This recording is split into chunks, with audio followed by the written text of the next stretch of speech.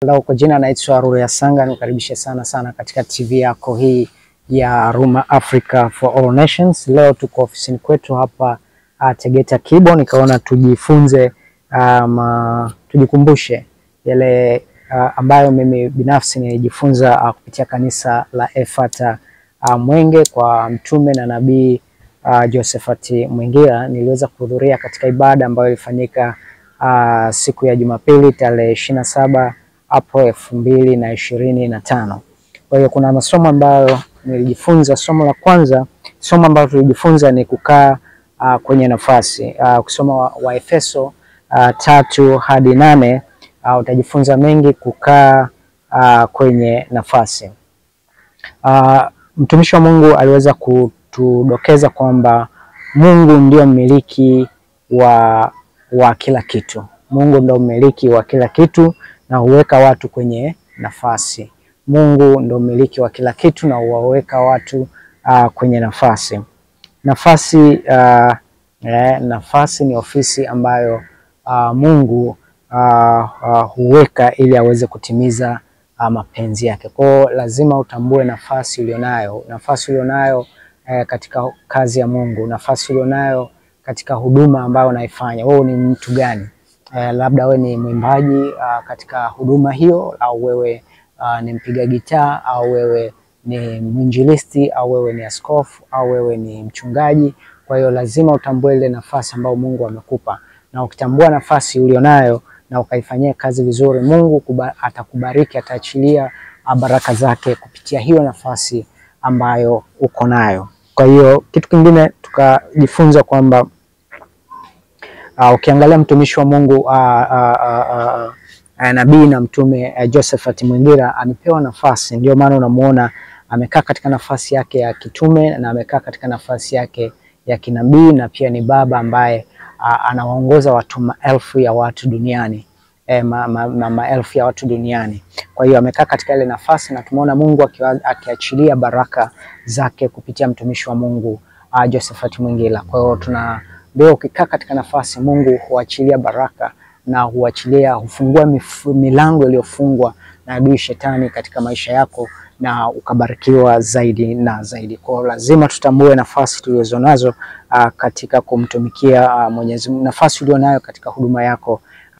Pia mtumishi wa Mungu ukisoma katika ile Isaya, pia ukipata muda soma katika Isaya 1:14. Isaya 1:14 kuna vitu fulani utajifunza pale. Lakini pia tuliambiwa na mtumishi wa Mungu kwamba kuna watu wanachezea nafasi walizopewa na Mwenyezi Mungu. Kuna mtu Mungu amekubariki kuwa nafasi fulani katika huduma au katika ofisi au katika mahali popote pale ambapo upo, na watu wengi wamekuwa wakichezea hizo nafasi bila kutambua kwamba kuna watu wanatamani kuwa na hizo, kukaa katika hiyo nafasi ambazo wanachezea. Kwa hiyo tukashauriwa kwamba usichezee hizo nafasi, kwa sababu ukichezea hiyo nafasi kuipata tena itakuwa ni ngumu sana. Ni ngumu sana kwa sababu utakuwa tayari umeshaondoka katika ile nafasi na watu wengine wa kureplace wamechukua nafasi hiyo. Kwa hiyo usichezee nafasi ambayo Mungu amekupa, kwa sababu ipo siku utajuta, utatamani kurudi katika ile nafasi na usiweze kuipata hiyo nafasi tena, kwa sababu kuna watu wengine watakuwa wameshakuja tena na ubunifu mkubwa au ufanyaji kazi mzuri zaidi ya wewe ambaye ulikuwa umekaa pale. Kwa hiyo usichezee hiyo nafasi ulionayo, hakikisha kwamba unaifanyia kazi. Wewe kama ni mpiga picha kanisani, hakikisha kwamba katika nafasi yako unakaa vizuri, unafanya kazi vizuri. Wewe kama ni mpiga kinanda kanisani, wewe kama ni mwimbaji kanisani, wewe kama ni mwinjilisti kanisani, ishikilie hiyo nafasi, kwa sababu ukipoteza hiyo nafasi kuipata tena lazima gharama itatumika, lazima utaingia gharama. Pia mtumishi wa Mungu alisema nafasi yako si kwa ajili yako, bali ni kwa ajili ya watu wengine. Nafasi ulionayo sio kwa ajili yako, ni kwa ajili ya watu wengine. Upo pale kwa ajili ya kuwahudumia watu, upo pale kwa ajili ya kuwasaidia watu, upo pale kwa ajili ya kuwainua watu wengine. Kwa hiyo nafasi yako ulionayo sio kwa ajili yako, bali ni kwa ajili ya watu wengine. Usikubali pia mtumishi wa Mungu alisisitiza kwamba usikubaliane na watu wanaotaka kubadilisha nafasi yako. Hakikisha kwamba kuna watu ambao wanawinda nafasi yako. Kuna watu ambao wanatamani kuharibia katika nafasi yako. Kuna watu ambao wanatamani uondoke katika nafasi ulionayo. Kwa hiyo usikubaliane nao.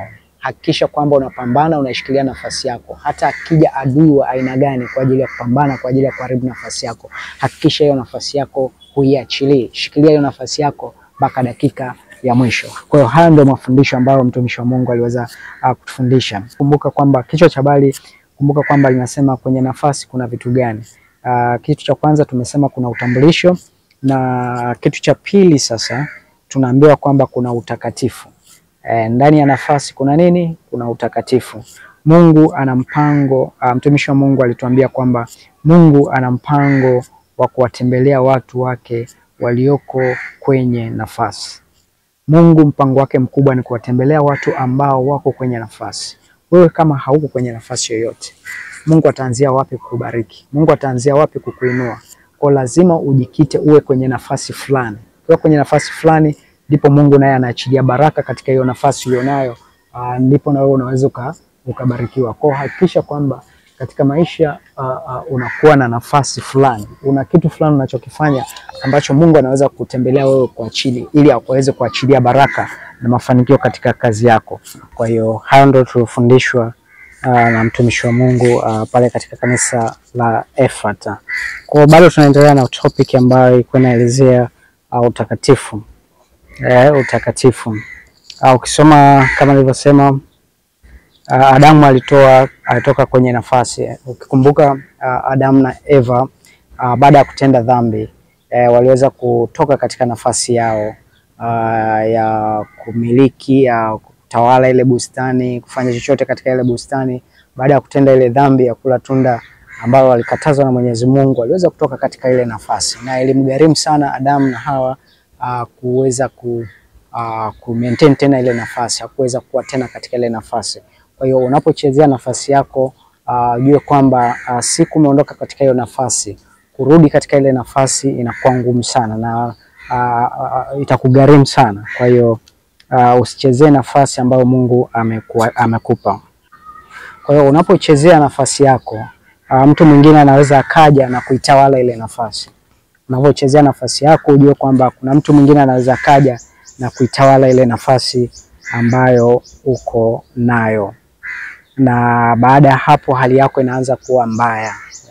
Mtu akishachukua ile nafasi yako, ujue kwamba sasa maisha yanaanza kuwa magumu, mambo yanakuwa mabaya, vile ambavyo ulitaka vitokee katika maisha yako na shangaa havitokei tena. Kwa hiyo usichezee nafasi ulionayo. Pia Mwanzo 1:2, mtumishi wa Mungu alituhimiza tusome Mwanzo 1:2. Kwa hiyo ukipata nafasi soma. Bwana aliona dunia iko tupu na akaanza kuiweka kwenye nafasi. Mtumishi wa Mungu alituambia kwamba Bwana alipoiona dunia iko tupu na alianza kuweka kwenye nafasi, na akaanza kuagiza vitu mbalimbali vitokee. Tunaona Mwenyezi Mungu, dunia hii ilikuwa tupu, kulikuwa kuna kitu. Kwa hiyo Mungu akaanza kuweka nafasi katika hii dunia, kila kitu kikae kwenye nafasi yake. Tukaona akaita nuru, ikaja nuru, akaita giza, liwepo giza. Tukaona akaumba bahari iko kwenye nafasi yake, akaumba mimea, akaumba wanadamu, akaumba wanyama, akaumba ndege, akaumba wadudu, akaumba kila kitu ambacho tunakiona katika dunia hii na vile ambavyo hatuvioni katika dunia hii, lakini vipo katika dunia hii. Na kila kitu alichokiumba kimekaa kwenye nafasi yake. Kama binadamu tumekaa katika nafasi yetu kama wanadamu, wanyama wamekaa kwenye nafasi yao kama wanyama, giza limekaa kwenye nafasi yake, nuru imekaa kwenye nafasi yake. Hivi vyote haviingiliani. Kwa hiyo Mungu aliona hiyo ni muhimu sana, kwamba kila kitu lazima kikae kwenye nafasi. Nakumbuka mwaka huu tumeambiwa kwamba tukikaa katika nafasi tunaweza tukamiliki na kutawala. Kwa hiyo 2025 ukikaa kwenye nafasi yako unaweza kumiliki na kutawala. Mungu hakuruhusu mvua kwa sababu hakuwa na mtu. Ukisoma Mwanzo anasema kwamba Mungu mara ya kwanza hakuruhusu mvua kwa sababu hakukuwa na mtu wa kuweza kuitumia hiyo mvua. Kwa ukisoma Zaburi 34-7 ukipata nafasi, kuna vitu vingi utaenda kujifunza. Pia ukisoma Methali 8:17-21 kuna vitu vingi ambavyo unaweza ukajifunza. Pia mtumishi wa Mungu alituambia kwamba kama nafasi yako ni chafu, Mungu hawezi kutembelea Kumbuka kwamba tunazungumzia utakatifu. Kwa hiyo nafasi yako ikiwa chafu, Mungu hawezi kuitembelea. Kwa hakikisha kwamba nafasi yako ni safi. Huna madhambi, huna uchafu wote ambao adui shetani ambaye anaweza kupandikiza kwako. Kwa hakikisha kwamba ni mtu wa toba, mtu wa kusali. Hakikisha kwamba unakuwa mtakatifu muda wote. Pia ukisoma Kumbukumbu la Torati 23 mpaka 14, ndani ya nafasi safi kuna utakatifu. Make sure that katika maisha yako, katika nafasi ulionayo, hakikisha ni safi. Tunavyosema safi, sio kwamba kufagia, sio kwamba kupiga deki, sio kwamba, ni safi ndani ya moyo wako. Maisha yako ni safi, yani unampendeza Mungu, vitu unavyofanya vinampendeza Mwenyezi Mungu, ndipo utakatifu utakaa ndani yako. Pia alihimiza usome Ayubu 1:1. Pia alituambia kwamba Mungu anapokuja kukutembelea anaangalia nafasi. Mungu anapokuja kukutembelea anaangalia nafasi. Uko kwenye nafasi ipi? Akusaidiaje katika hiyo nafasi? Akuinuaje katika hiyo nafasi? Kwa hiyo lazima aje aangalie uko kwenye nafasi ipi, ili aweze kuachilia baraka zake, aachilie neema zake, aachilie matunda yake kwako. Ndani ya nafasi kuna mahitaji yako. Pointi ya 3 ndani katika ile vitu ambavyo tunajifunza kwamba kwenye nafasi kuna vitu gani. Kitu cha kwanza tumesema kwenye nafasi kuna utambulisho. Kitu cha pili tumesema kwenye nafasi kuna utakatifu. Kitu cha 3 ambacho tunaenda nacho sasa, anasema ndani ya nafasi kuna uhitaji, kuna mahitaji yako.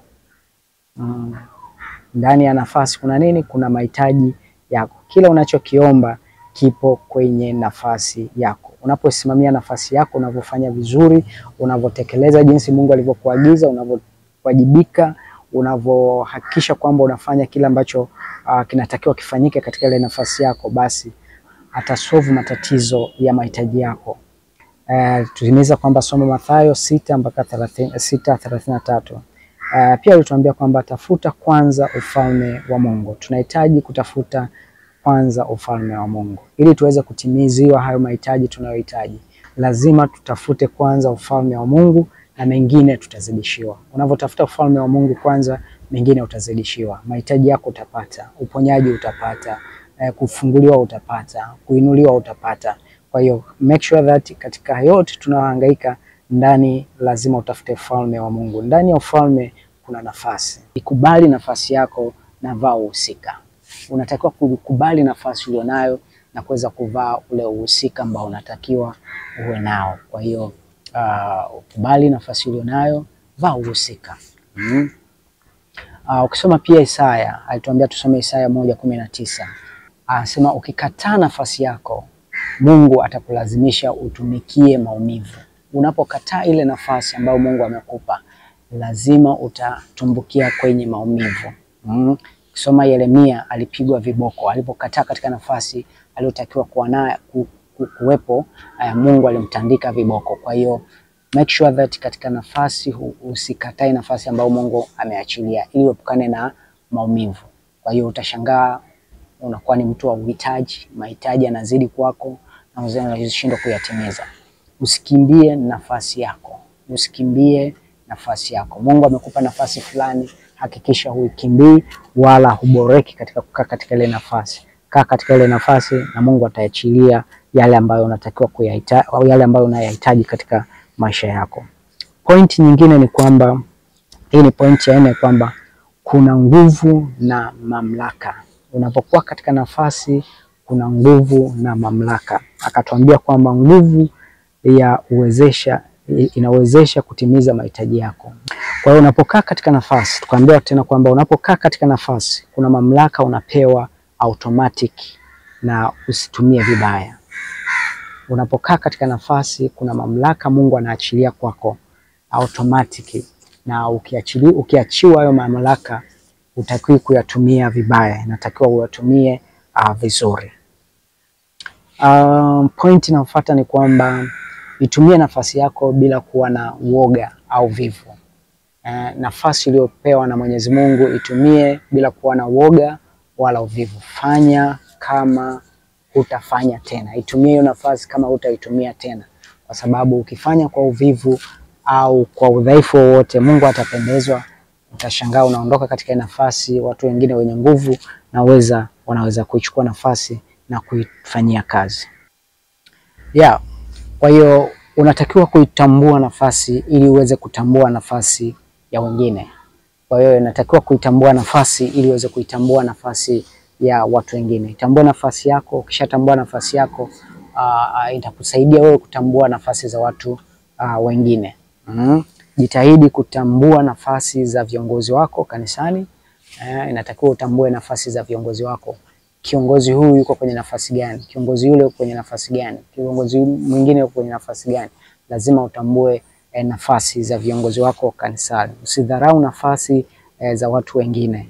Usidharau nafasi za watu wengine. Ukisoma Samueli 1:24 mpaka 28, tambua nafasi. Na pia ukisoma Yohana 15:11 mpaka 24, utajifunza vitu vingi vya kuhusiana na kutodharau nafasi za watu wengine, kutodharau nafasi za watu wengine. Pia mtumishi wa Mungu aliweza kutufundisha kwamba kila unapotaka nafasi yako, Mungu anakufungulia nafasi yako. Kila pale unapohitaji nafasi yako, Mungu mara nyingi hufungua hiyo nafasi ili uweze kuichukua. Kwa hiyo pale unapohitaji, kama uhitaji nafasi, Mungu aweze kufungulia nafasi. Kwa hiyo uhitaji wako wa kutaka kuwa na nafasi fulani katika sehemu fulani, Mungu hufungua milango ili uweze kuichukua ile nafasi na kuifanyia kazi. Na unapochukua nafasi na kuifanyia kazi, ndipo baraka zako zinaanza kushuka. Kwa hiyo ukisoma pia alituhimiza tusome Mwanzo 37 mstari wa 2.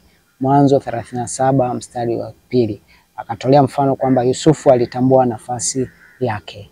Yusufu alitambua nafasi yake. Pia ukisoma Mwanzo 37 mstari wa 23 mpaka 24, pia alitukumbusha kwamba ukionyesha nia ya kukaa katika nafasi, Mungu anakuonyesha njia ya kutimiza yale ambayo anataka uyatimize katika nafasi ulionayo. Pia akatuhimiza tusome Mathayo 7 mstari wa 18. Mungu yupo kwa ajili ya kujitwalia utukufu. Kwa hiyo alitukumbusha kwamba Mungu yupo kwa ajili ya kujitwalia utukufu. Tunatakiwa kumjua sana Mungu, kwa sababu Mungu ndiye anayeendesha kila kitu hapa duniani. Kama wanadamu tunatakiwa kumjua sana Mungu, kwa sababu yeye ndiye anayeendesha kila kitu hapa duniani.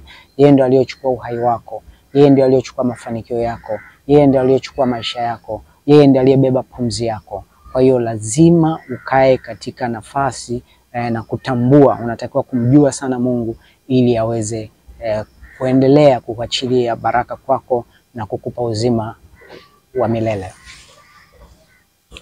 Pia ukisoma Zaburi, alitukumbusha tusome Zaburi 8. Zaburi 8. Mjue sana Mungu ili mema yawe na wewe. Tunahitaji kumjua sana Mwenyezi Mungu. Yale mema ambayo tunahitaji yanatakiwa yawe na sisi. Mungu ni Baba, Muumbaji na Mtakatifu. Mungu ni Baba, alitukumbusha kwamba Mungu ni Baba, Muumbaji na pia ni Mtakatifu.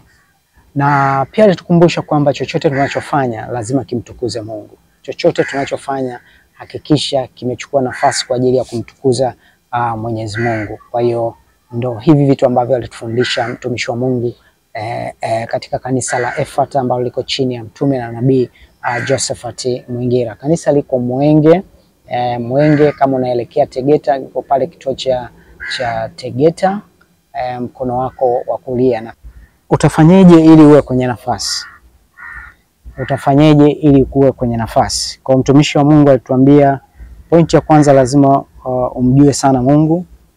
Soma Nyakati 2. Soma Nyakati 2, inatakiwa sana umjue Mwenyezi Mungu ili uweze kujua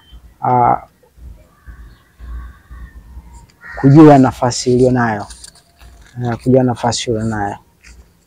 Unapopewa nafasi, kuna mamlaka unapewa na Mwenyezi Mungu. Kwa hiyo tufanyeje ili tuweze kuwa kwenye nafasi? Vitu gani vya kufanya ili tuweze kuwa kwenye nafasi? Mtumishi wa Mungu alisema pointi ya kwanza, lazima umjue sana Mungu. Soma Nyakati 2. Soma Nyakati 2, lazima umjue sana Mungu. Pia tunatakiwa kutambua kwamba hatujafika bali tupo njiani kuelekea kwenye mafanikio yetu, kuelekea kule tunakotakiwa. Kwa hiyo tuwe na hekima na maarifa. Tuwe na hekima. Kwa mtumishi wa Mungu alitukumbusha kwamba mahali tulipo bado hatujafika kule tunakotakiwa kufika. Tunatakiwa kumtumikia Mungu, tunatakiwa kumjua sana Mwenyezi Mungu, kwa sababu kule tunakotakiwa kufika bado hatujafika bali tuko njiani. Kwa hiyo mjue sana Mwenyezi Mungu, mtumikie Mwenyezi Mungu, acha mambo ya dunia, endelea kumtumikia Mungu kwa bidii, kwa akili zako, kwa mali zako, kwa maarifa yako, kwa kipaji chako na karama uliopewa, ili uweze kufika kule ambako unatakiwa kufika. Tuwe na hekima. Pia alituhimiza kwamba tuwe na hekima na maarifa. Tunapotaka kumjua Mwenyezi Mungu lazima uwe na hekima na maarifa. Maarifa kwa kusoma vitabu vya Mungu, kwa kusikiliza mahubiri ya watumishi mbalimbali, kusikiliza nyimbo za Mungu.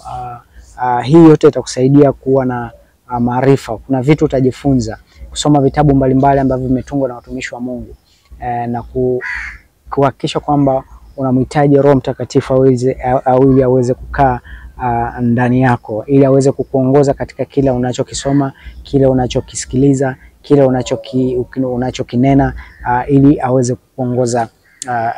Kwa hiyo hekima ni muhimu sana kwetu sisi ambaye tunatakiwa kumjua Mwenyezi Mungu. Pia tunapaswa kuwa na uaminifu katika nafasi zetu. Uaminifu ni muhimu sana ili uweze kumjua Mwenyezi Mungu, tumjue sana Mungu, lakini tunatakiwa kuwa na uaminifu katika nafasi zetu, na utumishi hautakuwa na vikwazo. Tunapokuwa waaminifu katika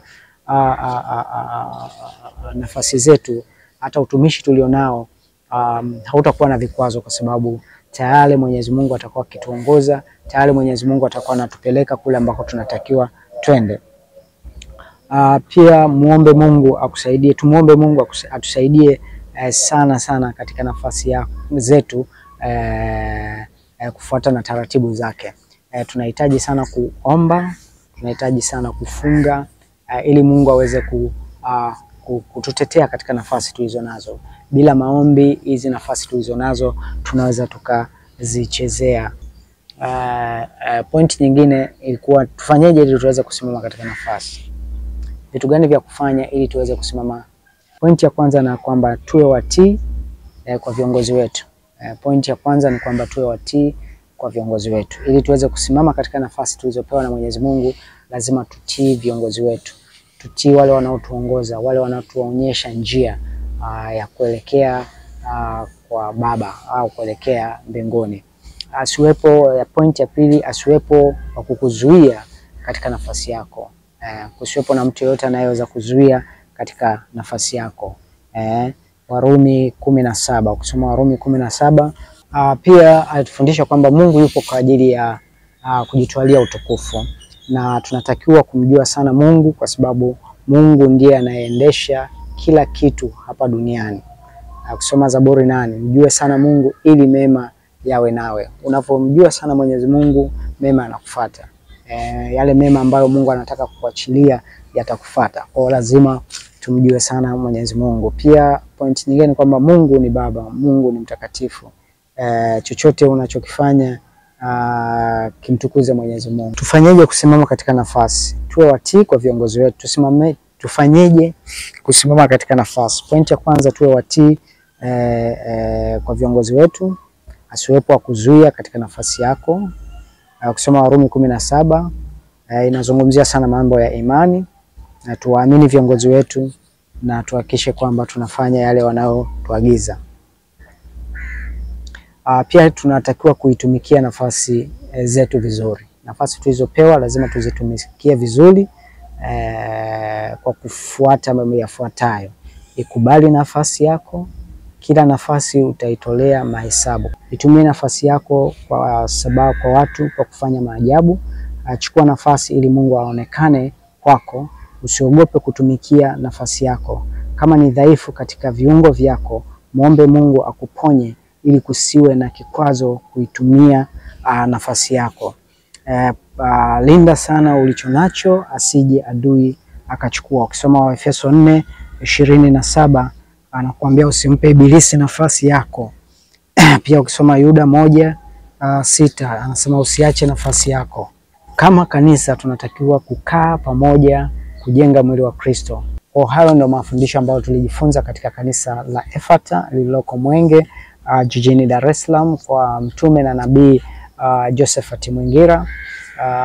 Mungu akubariki sana, naendelea kufuatilia Ruma Africa. Kuna vitu vingi tutakuwa tunajifunza kupitia huduma hii ya Ephata kwa mtumishi wa Mungu Josephat Mwingira. Kanisa liko Mwenge.